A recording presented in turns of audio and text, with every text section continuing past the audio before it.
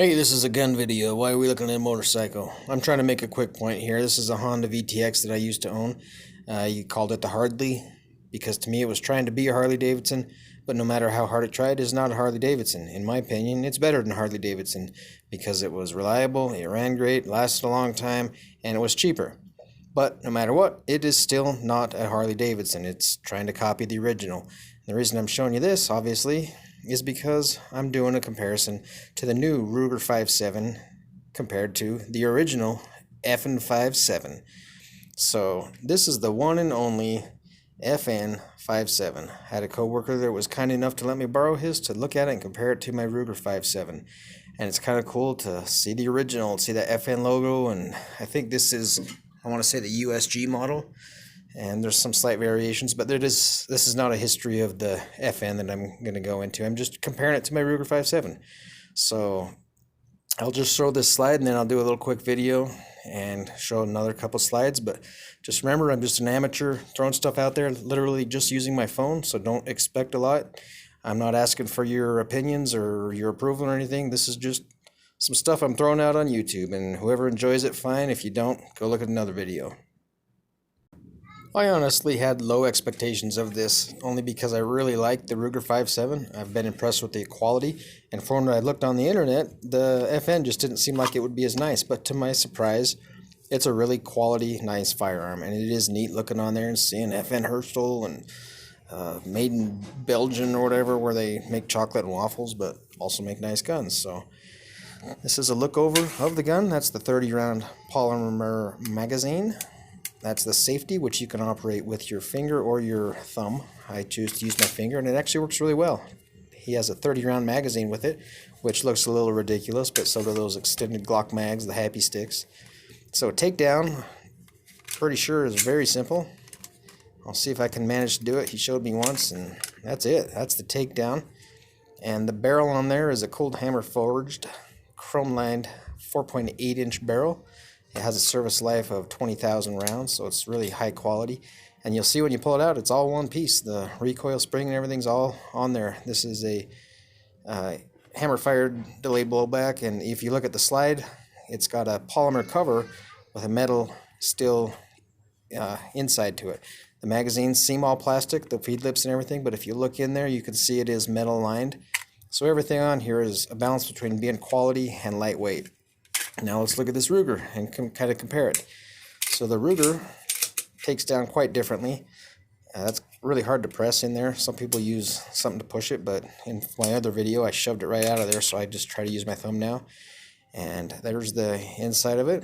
And this one comes apart a little bit differently. It's got a, you can see a recoil spring guide rod there, but then the barrel just kind of sits in there. Feels like really just like there's no place for it, but the gun works great and it's the way it's designed, but it just kind of hits me funny. And you compare these two, the Ruger has got a 4.94-inch barrel and it's nitride finished, and kind of the way they do things nowadays. You look at the slides, the Ruger has a longer slide, which means a longer sight radius.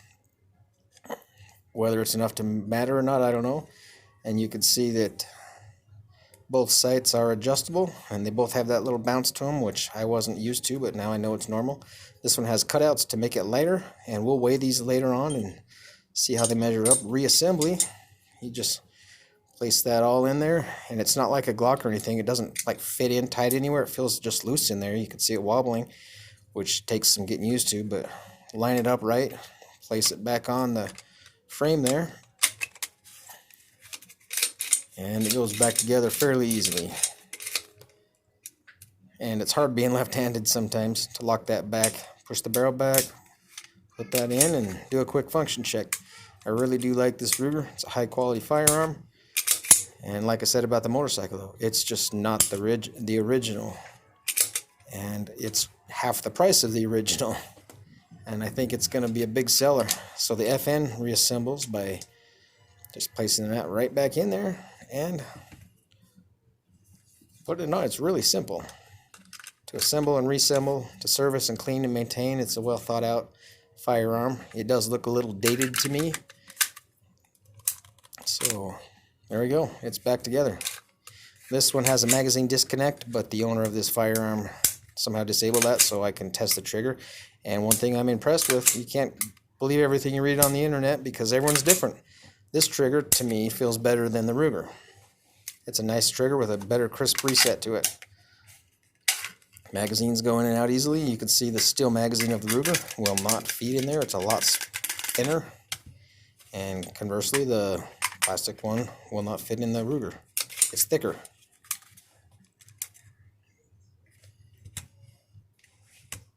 For ammo, I've got the American Eagle, and then I've got these two FN brands. One is that green tip, and the other's a blue tip. And I was confused when I first got this gun. I thought law enforcement, military use only means I can't get it, but it's easy to get. Hop on the internet and order it. I think it was $28 for that box of 50. So there's a quick look at both of those. I don't think the kind of person wanting to buy the FN57 is really looking at the Ruger. And I don't think the person buying the Ruger is looking at the FN. I think they appeal to a different crowd. I heard someone once say that the FN's like the BMW and the Ruger's like a Ford. And oddly enough, the owner of that FN drives a BMW, and I drive a Ford. So let's weigh these guns and the parts of the guns and see how they compare there.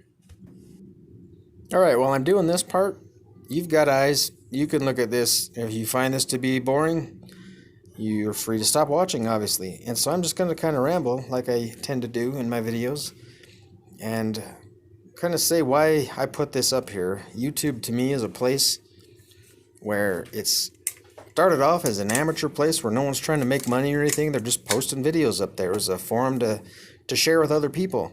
And sadly, regular people anyway, stopped sharing on a large part, and it became just professionals and people making money. And that's not what I'm doing. I'm literally just encouraging anyone watching this that owns guns to put their gun stuff up there. And you got to be thick-skinned because there's professional critics out there that just want to criticize everything, although they're not making their own stuff. And so if you watch this, you're going to notice it's not professional or anything, but it's gun stuff. And I'm going to continue to put up gun stuff along with whatever else I feel like. But like stated in my description, I'm just going to leave the gun stuff up there usually because I think YouTube needs as much of it as they can get.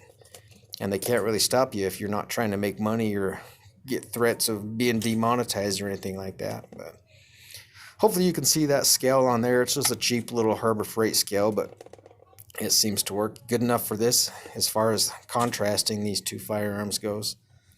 And with that 5.7 by 28 round, lightweight is important in the design of this to keep it operating well. There's not a lot of energy sending that slide back and forth, and so I think they've both taken different approaches of lightening their slides. Obviously the FN has that polymer and the Ruger has some milled out. So I did shoot these guns. I've shot mine a lot. I didn't want to shoot my coworker's gun because it's his gun, and I'm not going to abuse or torture test someone else's gun. And also with my gun, I'm not going to abuse or torture test that one because it's my gun.